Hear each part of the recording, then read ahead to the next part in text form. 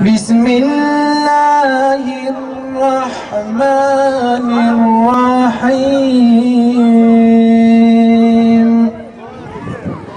Âmenel rasûlü bimâ unzile ileyhi min rabbihi vel mü'minûn.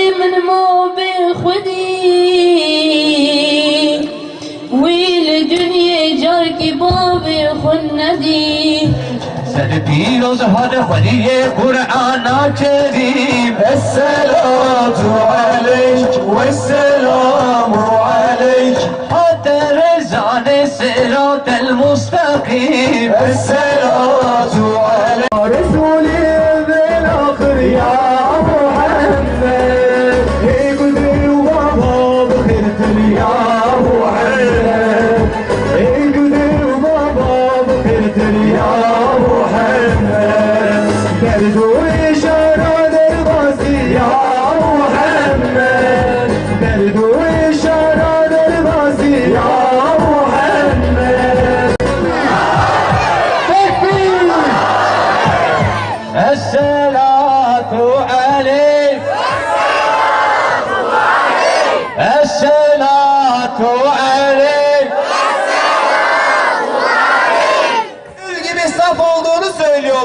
Haklılar.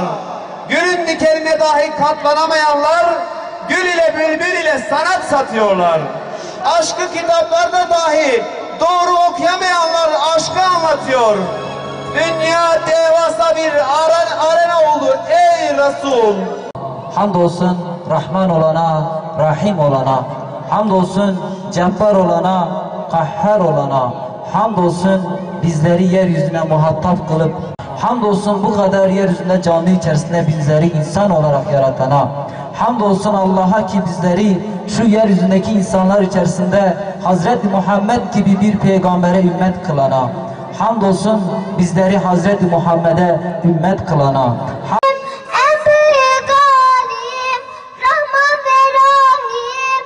Rabbimiz Allah, en büyük hakim, en büyük alim, Rahman ve Rahim, Rabbimiz Allah.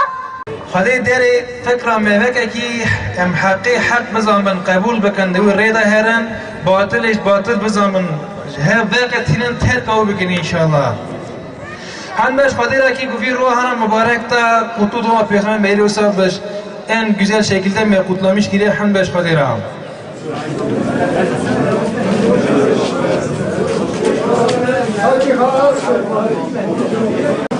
Hazreti Resulü'nün kutlu doğum gününü buraya geldiğiniz için sizler ikinize de çok teşekkür ederiz. Ve Yayla Düzü halkına, halkına hepsi size selam veriyoruz.